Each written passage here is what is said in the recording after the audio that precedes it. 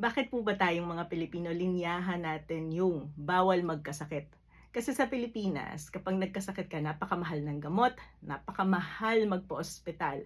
At kung arawan ng sahod mo, hindi ka makakapasok sa trabaho, wala kang pangtustos sa pamilya mo. Kaya naman po, napakahalagang magkaroon ng National Health Insurance Program. Ito po yung tinatawag nating PhilHealth ngayon. At para sa atin pong mga manggagawa, buwan-buwan kinakaltasan tayo ng kontribusyon sa PhilHealth. At ang purpose po niyan ay para protektado tayo. Na kapag nagkasakit tayo or nangailangan tayo ng health services, meron tayong institusyon na susuporta para hindi nga tayo nababankrupt sa gastos sa pangkalusugan.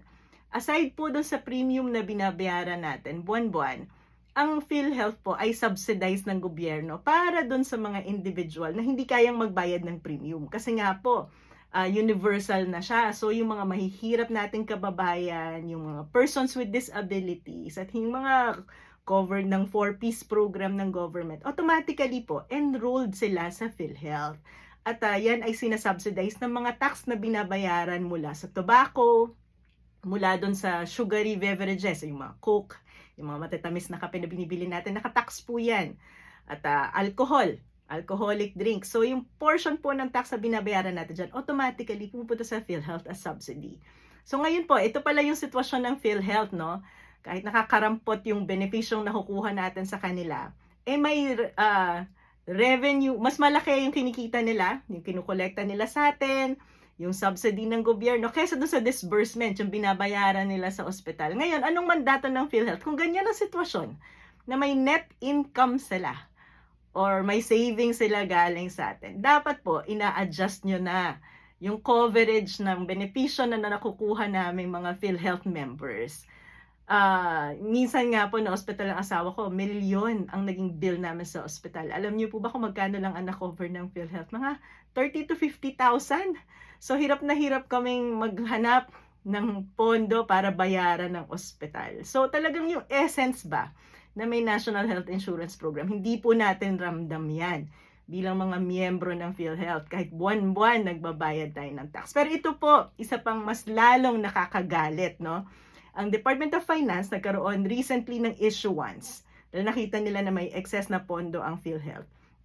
Sabi, i-turn over sa treasury itong savings ng PhilHealth para tustusan itong mga unprogrammed fund ng gobyerno. Kung naalala niyo po yung huling budget, pinag-uusapan po yan kasi ang Kongreso hindi pwedeng palakihin yung national budget. Kung ano yung sinuggest ng executive, yun lang po yung kailangan nilang allocated or galaw-galawin para sa national budget. Pero itong Kongreso nag-insertion 450 billion unprogrammed fund. At ngayon, para pondohan yung unprogrammed fund na yan, gusto nilang kuhanin itong pera ng PhilHealth para pondohan po yan. So hindi po ba makatarungan po ba yun? Nagbabayad tayo ng PhilHealth premium, yung subsidy ng gobyerno na napupunta sa PhilHealth. Ang purpose po niyan, pagandahin yung serbisyo ng PhilHealth para gumanda-ganda naman yung coverage ng PhilHealth sa ating mga miyembro ng PhilHealth. Pero instead of ayusin ang PhilHealth, at instead na palawakin yung coverage at scope ng PhilHealth, ay kukuhanin ng pera para pondohan itong mga insertion sa national budget natin. Talaga namang sa Pilipinas, bawal magkasakit dahil sa Pilipinas, ginigisa ka sa sarili mong mantika para pondohan itong mga pangungurakot ng gobyerno. Talagang hindi po makatarungan yan. Sa utang na loob, huwag niyo pong galawin yung pera ng PhilHealth at pag-igihin po, pakiayos ang health insurance coverage natin para naman po maging genuine yung purpose ng PhilHealth. Nagbabayad po kami ng monthly PhilHealth contribution para meron tayong health insurance, hindi para tustusan yung mga insertion nyo sa national budget natin.